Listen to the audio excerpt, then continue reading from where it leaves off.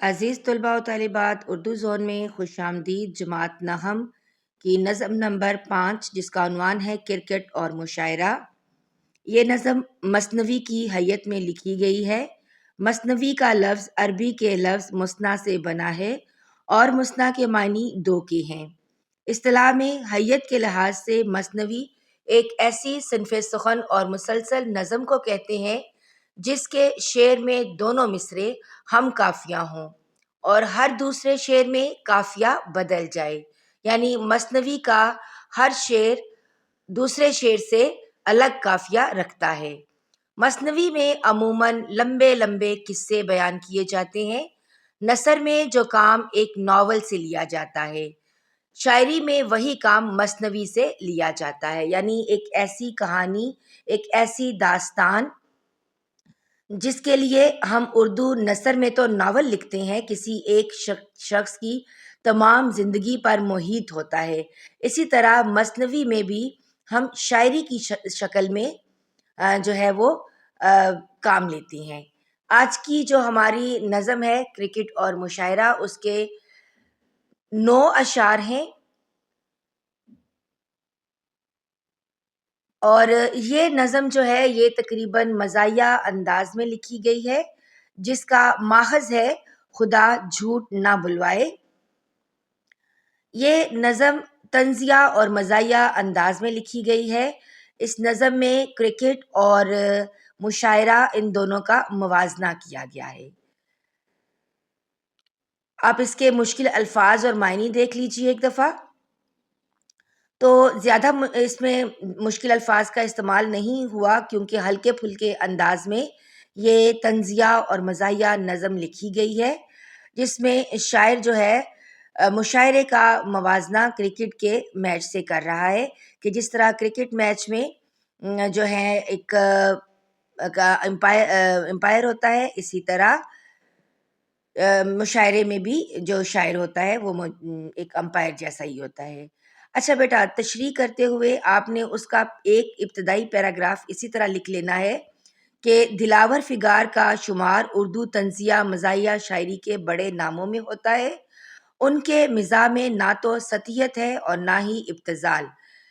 وہ ارد گرد کے مسائل اور حالات کو طنز و مزاح کی پوشاک میں لپیٹ کر لوگوں کے سامنے اس طرح لاتے ہیں کہ وہ اس سے محفوظ ہوئے بغیر نہیں رہ سکتے۔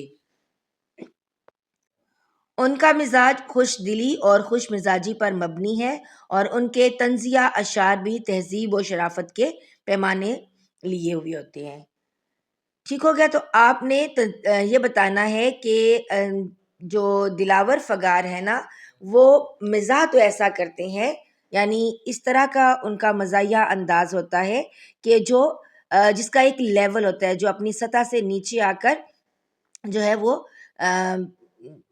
طنز نہیں کرتے ہیں، یعنی ایسا طنز جو دوسرے کو برا لگے ابتذال کہلاتا ہے، یعنی دوسرا جو ہے وہ یا دوسرے کی کردار کشی کی گئی ہو تو وہ ابتذال کہلاتا ہے یا سطحیت کا مزاج لیے ہوئے کہلاتا ہے۔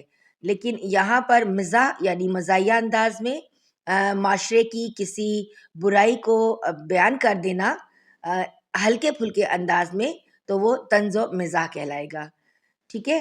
تو یہ پیراگراف جو ہے یہ جب آپ تشریح کریں گے تو ہر ایک شعر کے ساتھ شروع میں یہ تشریحی پیراگراف ضرور لکھ لیجئے گا۔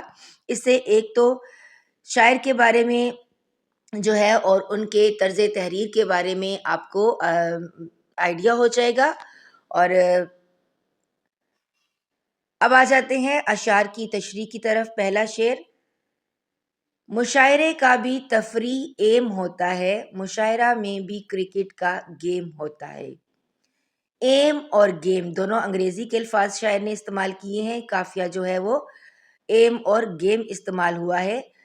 اس شعر میں شاعر کرکٹ اور مشاعرے کا موازنہ کر رہے ہیں۔ کرکٹ برصغیر کے مقبول ترین کھیلوں میں سے ایک کھیل ہے اور اردو شاعری بھی یہاں کی تہذیب اور ثقافت کی نمائندہ ہے۔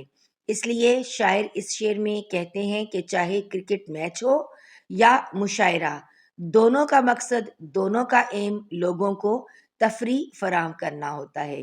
یوں سمجھ لیجئے کہ مشاعرہ بھی کرکٹ میچ ہی کی طرح ہے۔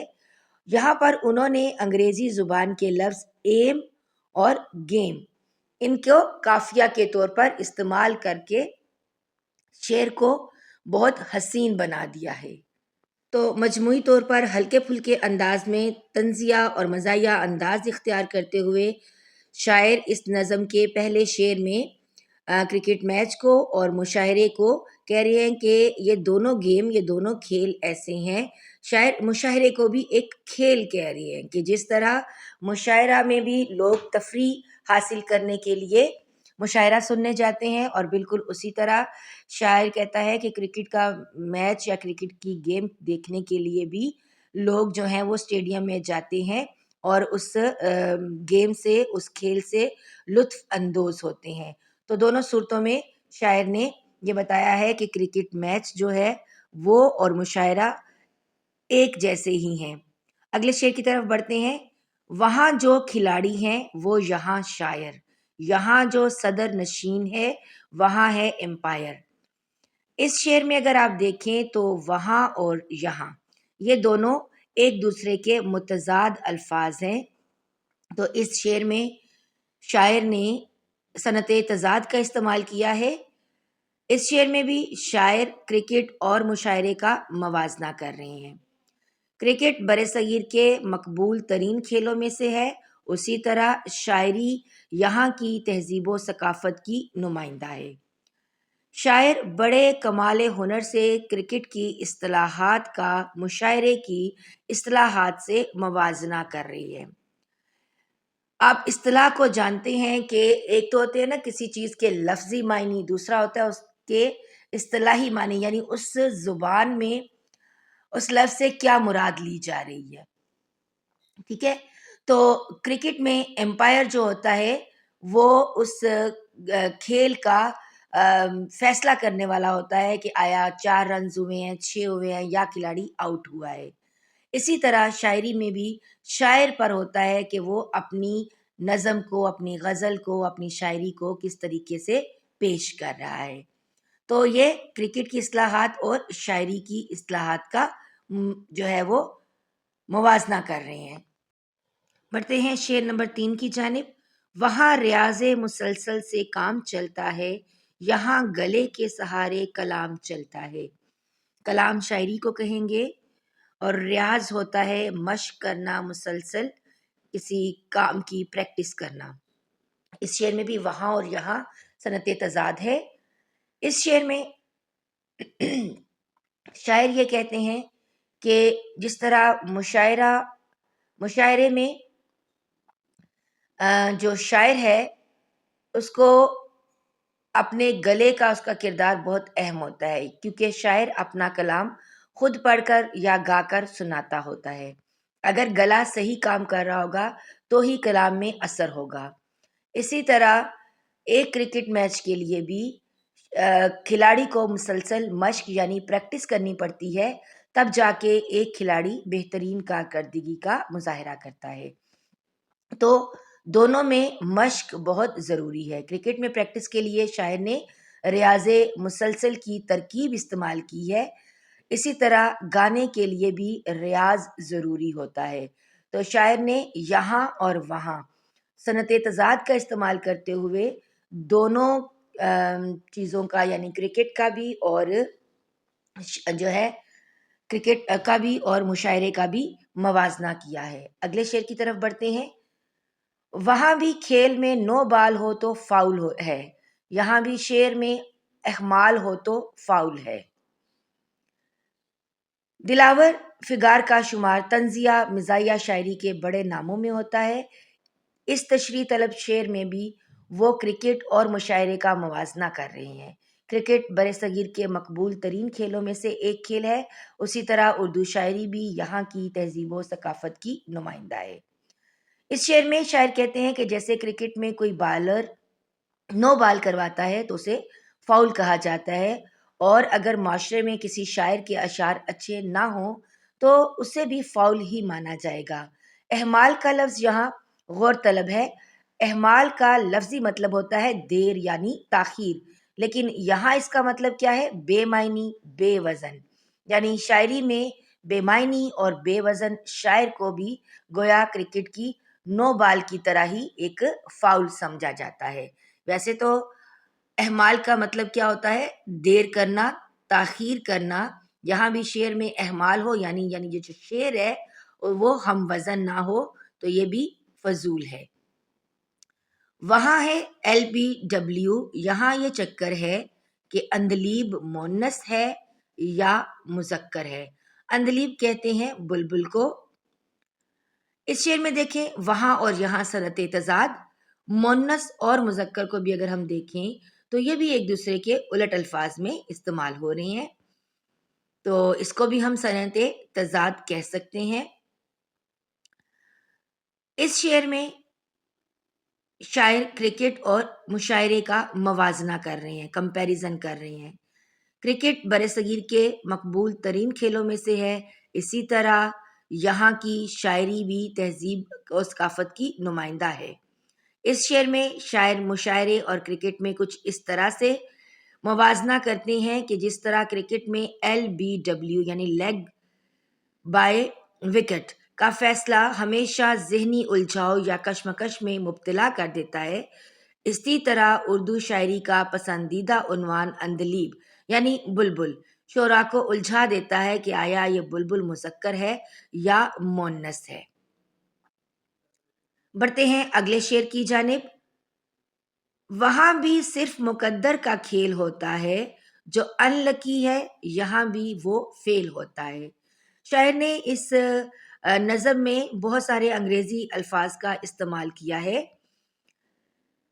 یہاں پر وہ کرکٹ اور مشاعرے کا موازنہ کرتے ہوئے برصغیر کے مقبول ترین کھیلوں میں سے کرکٹ ایک مقبول ترین کھیل اور اردو شاعری یہاں کی تہذیب و ثقافت کی نمائندہ۔ تو شاعر یہ کہتے ہیں کرکٹ میں بھی قسمت کا عمل دخل ہوتا ہے، مقدر کا مطلب ہوتا ہے قسمت، اور شاعری میں بھی ایسا ہوتا ہے کہ اگر کسی کھلاڑی کی قسمت اچھی ہو تو وہ ایک شاندار اننگز جو ہے وہ اس کو شہرت کی بلندیوں پر پہنچا دیتی ہے۔ اسی طرح اگر شاعری میں بھی قسمت اچھی ہو تو اپنے کلام کی بدولت شاعر جو ہے وہ آگے جا سکتا ہے۔ وہاں جو لوگ اناڑی ہیں وہ وقت کاٹتے ہیں، یہاں بھی کچھ متشاعر دماغ چاٹتے ہیں۔ متشاعر یعنی ایسا شاعر جو شاعر تو نہ ہو لیکن اپنے آپ کو شاعر سمجھنے لگ جائے، شاعر سمجھے۔ تو اس شعر میں شاعر یہ بتاتے ہیں کہ جس طرح کسی کرکٹ کی ٹیم میں کمزور اور اناڑی کھلاڑی کسی طرح ٹیم میں شامل تو ہو جاتے ہیں، اور مقصد ان کا کیا ہوتا ہے؟ ٹیم کے لیے کھیلنا یا ٹیم کو فتح دلانا نہیں ہوتا، بلکہ کسی سفارش سے وہ اس ٹیم میں شامل ہو جاتے ہیں اور وقت پاس کرتے ہیں۔ اسی طرح مشاعرے میں بھی اناڑی اور نام نہاد کھلاڑی جو چند شعر تو لکھ لیتے ہیں اور یہ سمجھتے ہیں کہ ہماری شاعری جو ہے وہ بڑی پائیدار ہے، تو یہ مطلب وہ بھی ایسے ہی ہوتے ہیں۔ ہوا کرے سکور اگر اس کا زیرو ہے، یہاں جو شخص پھسڈی ہے وہ بھی ہیرو ہے۔ پھسڈی ہوتا ہے معیار کے اعتبار سے گرا ہوا۔ اس شعر میں شاعر یہ کہتے ہیں کہ جس طرح کرکٹ میں ایک شخص ہیرو بن جائے تو وہ ہیرو ہی سمجھا جاتا ہے، چاہے آگے چل کر اس کی کارکردگی اس کا سکور زیرو ہی کیوں نہ ہو جائے۔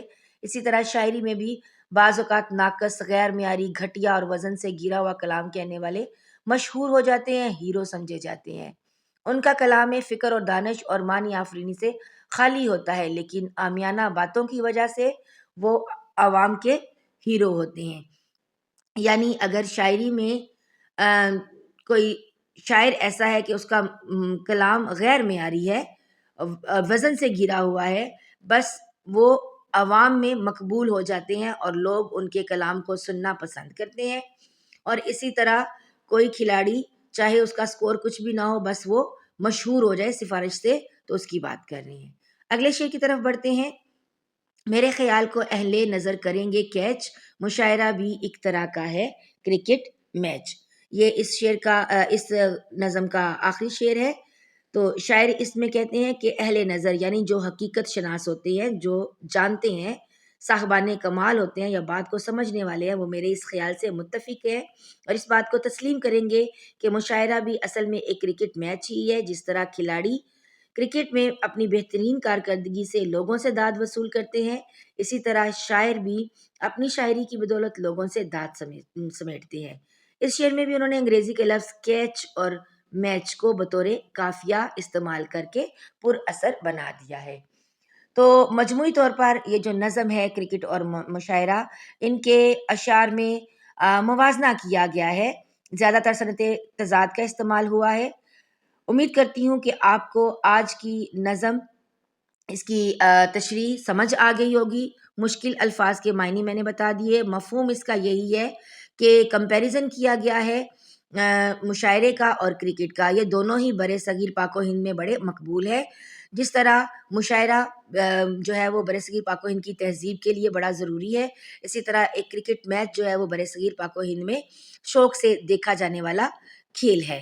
تو ان دونوں کا موازنہ کرتے ہوئے شاعر نے ہلکے پھلکے انداز میں طنز و مزاح کرتے ہوئے ہمیں ان دونوں کے رولز بتا دیے ہیں، اور جا بجا انگریزی الفاظ کا استعمال کرتے ہوئے دونوں کا کمپیریزن کر کے جو ہے موازنہ کر کے ہمیں بتایا ہے۔ اگلے لیکچر تک کے لیے خدا حافظ، دعاؤں میں یاد رکھیے گا، اور اگر ویڈیو آپ نے یہاں تک دیکھ لی ہے تو لائک اور شیئر کرنا مت بھولیے گا۔ اللہ حافظ۔